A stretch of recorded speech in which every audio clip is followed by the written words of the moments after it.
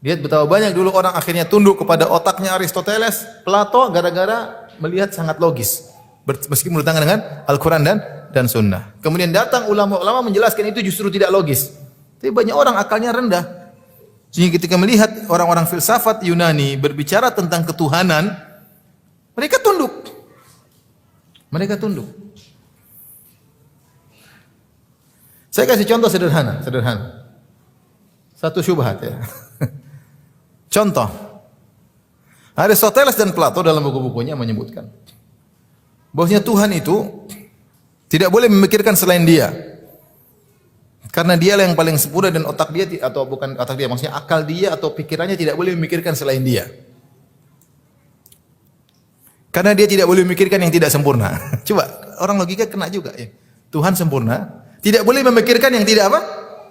Sempurna. Kalau gitu Tuhan tidak boleh memikirkan selain Tuhan. Tuhan tidak boleh memikirkan kita. Sederhana logika sederhana karena Tuhan Maha sempurna. Orang kalau nggak punya dalil, nggak pernah baca Al-Quran dan Sunnah, terkena, oh iya benar juga ya. Dan benar ngikut akhirnya, Ibnu Sina ngikut. Ibnu Sina mengatakan bahwasanya Allah Subhanahu Wa Taala tidak mengetahui tentang makhluknya secara detail, hanya tahu secara ilmu kulli, ilmu global. Ilmu global itu begini, namanya anak itu berasal dari bapak. Ilmu global. Tapi siapa bapaknya, siapa anaknya nggak tahu secara detail. Gara-gara ini dia dikafirkan oleh Ghazali. Kenapa? Dia terkena pola pikirnya Aristoteles. Ini saya contohkan maksud saya. Udahlah kita ini agama Al-Quran dan Sunnah. Bukan berarti orang jago debat kemudian kita ngikut dia. Lihatlah betapa banyak orang yang gugur di bawah otaknya Aristoteles. Ini baru satu contoh, belum contoh yang lainnya. Saya punya tulisan khusus tentang pengaruh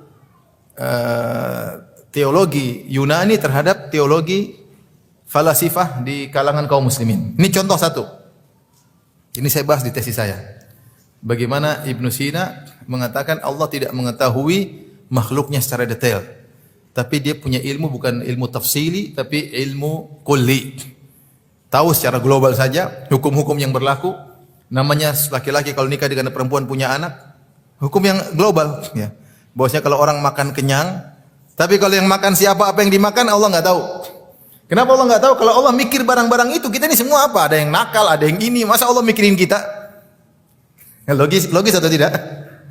Logis. Tapi kesimpulannya Allah bodoh. Saya cuap-cuap gini, Allah tahu nggak?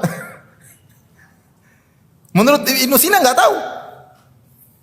Karena siapa? Karena firanda manusia punya penuh dosa, mungkin masuk ke toilet, mungkin kemana, mungkin lagi macam-macam. Ya, lagi badannya misalnya lagi terbuka auratnya macam-macam. Allah tidak pantas untuk mikirin saya misalnya. Tapi ini bahaya. Sampai dia dikafir, bagaimana hewan lebih tahu tentang dirinya daripada Allah. Tanya sama Ibnu Sina, terus sapi yang buang air Allah tahu atau tidak? Menurut Ibnu Sina Allah tidak tahu lah. Allah tidak tahu gimana?